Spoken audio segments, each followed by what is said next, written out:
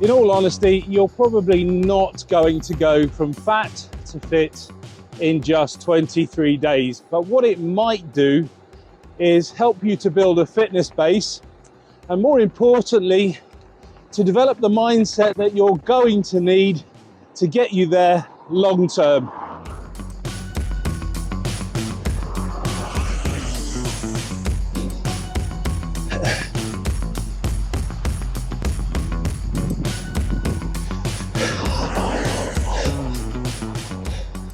Here we are, it's early January, and I'm beginning my usual claw back to fitness at the start of the new year. Only this year, it's just that little bit harder, and that's because I've spent about a month off the bike, and these are the first rides that I'm doing since about early December.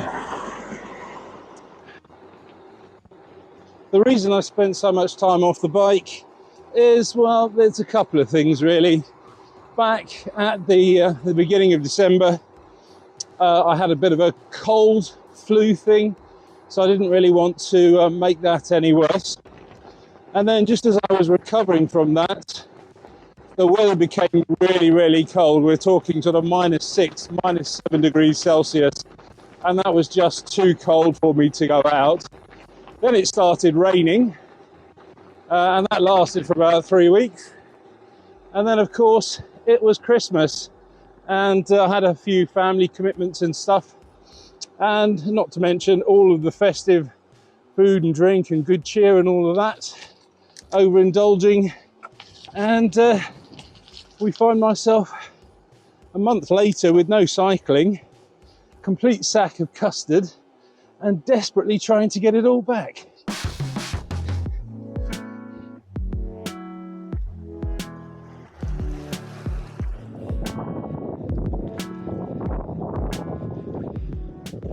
As many of you will know, I've just started a 23-day challenge. So essentially what I'll be doing is riding every single day for 23 days, at least 20 minutes a day. And that's between the 9th of January and the 1st of February. So 23 days for 2023. And hopefully that's going to give me that fitness base and the correct mindset that I was talking about earlier.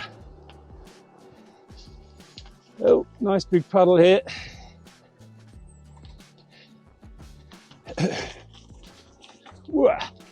Very muddy roads as well. Not nice.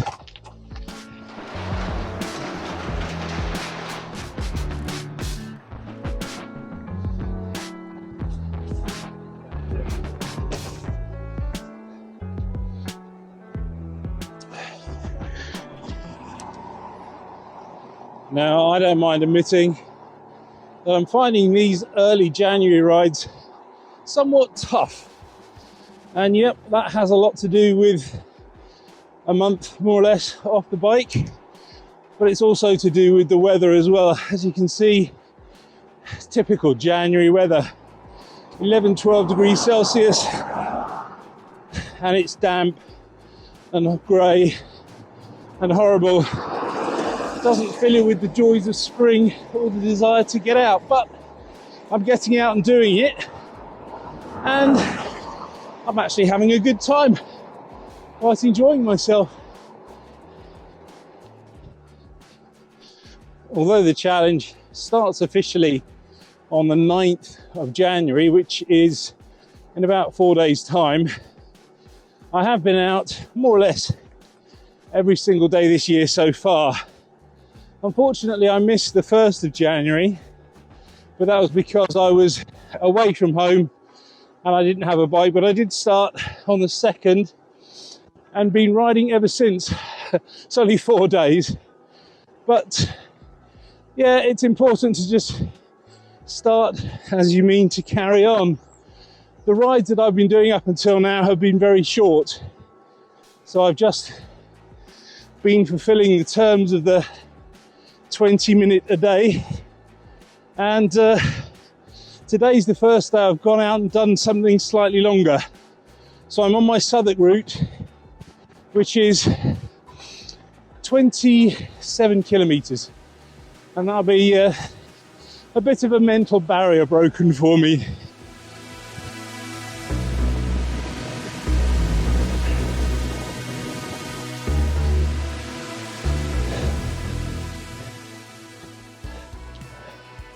The point of these rides isn't to ride as hard or as fast or even as far as I can. It's all about turning up, being consistent, and just being in the mindset of being a cyclist.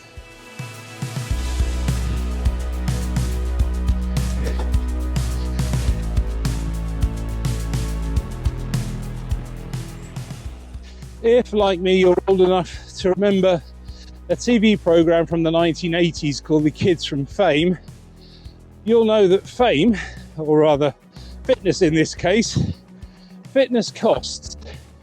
And right here is where you start paying in sweat. Oh my goodness, what a dreadful program that was.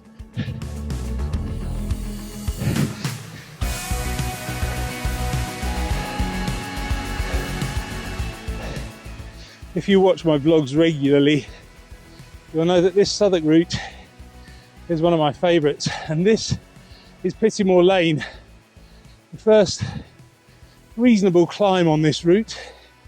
But I'm not going to go mad like the whole of this ride. I'm just going to take it nice and easy, keep my cadence to about 90 revs, and try and keep my heart rate below about 80%. It's not easy on this climb.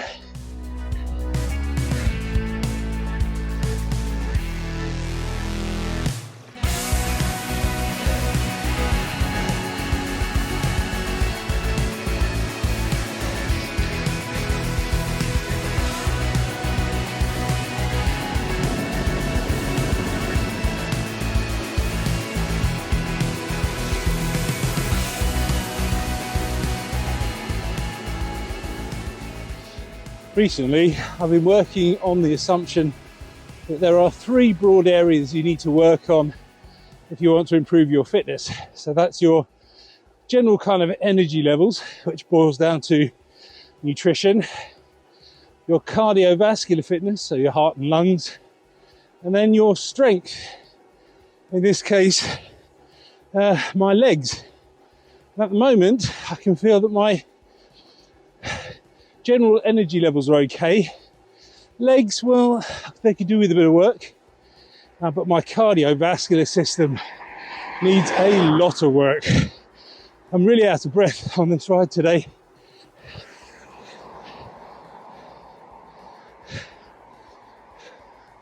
But then it's surprising just how quick some things come back. So for example, when I started cycling again 4 days ago, my hands felt very uncomfortable just holding on to the handlebars. And now 4 days in, they're starting to feel a lot better. Might not sound much, but it's all these little things just sort of adding up and adding up. And before you know it, you're back fighting fit again.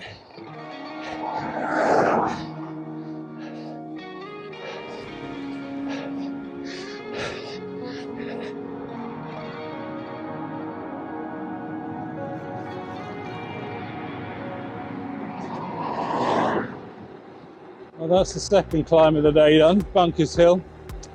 And now we've got a relatively easy cruise home.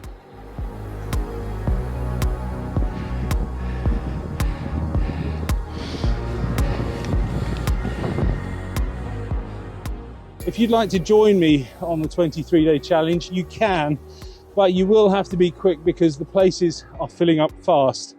We've already got the WhatsApp group going, and there's some great chat on in there, support, motivation, and general camaraderie.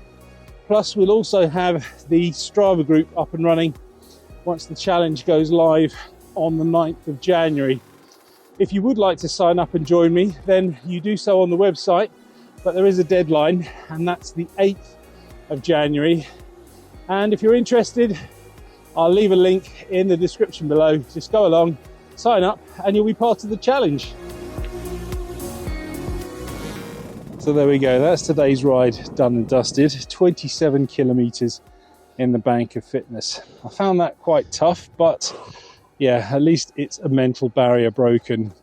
Up until very recently, 27 kilometers wasn't that long a distance for me to cycle, but it's surprising how fast fitness can leave you. But then on the plus side, it's also surprising how fast it can come back once you start working on it. Thanks for watching, and I look forward to seeing you in the 23 Day of Cycling Challenge.